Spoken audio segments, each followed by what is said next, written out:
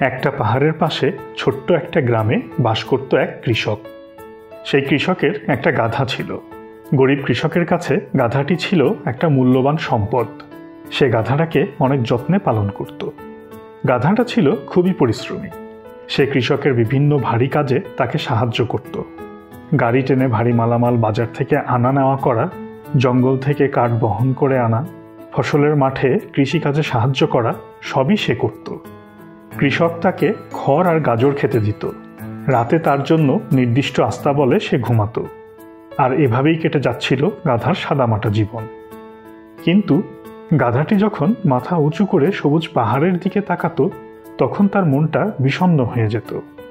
যেখানে বুনো ঘোড়ারা ঘুরে বেড়াতো, খোলা মাঠে দৌড়াদৌড়ি করত, ঝর্ণায় স্নান করত, আর তাদের কোনো বোঝা টানতে হতো না। গাধাটা ভাবল, ওরাই তো ভাগ্যবান, আমি কেন এমন জীবন পাচ্ছি না। এক জ্যোৎস্না রাতে আস্তাবলের দরজা খোলা পেয়ে সে বেরিয়ে পড়ল। তারপর হাঁটতে শুরু করলো সেই দূরের সবুজ পাহাড়ের দিকে।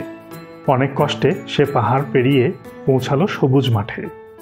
মাঠে পৌঁছাতেই গাধাটির দেখা হলো এক বুনো ঘোড়ার সাথে। সে বুনো ঘোড়াটিকে সবকিছু জানিয়ে বলল যে, আমি তোমাদের মতো স্বাধীনভাবে থাকতে চাই। ঘোড়াটি বলল, তাহলে দৌড়াও আমাদের সাথে।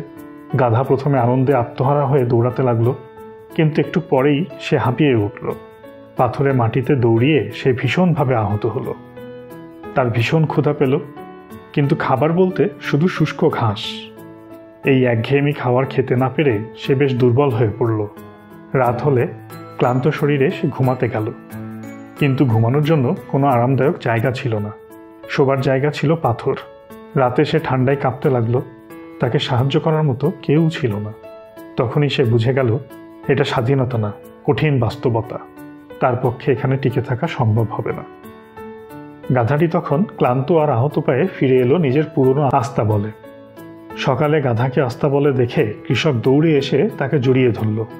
তুই ঠিক আছিস? আমরা তোকে কোথাও খুঁজে পাচ্ছিলাম না। ক্ষুধার্ত আর আহত গাধাকে খড়, ওটস আর সেবা দেওয়া হলো। পাহাড়ের বুনো জীবনের সাথে এখানকার জীবন তুলনা করে গাধা নিজের ভুল বুঝতে পারল।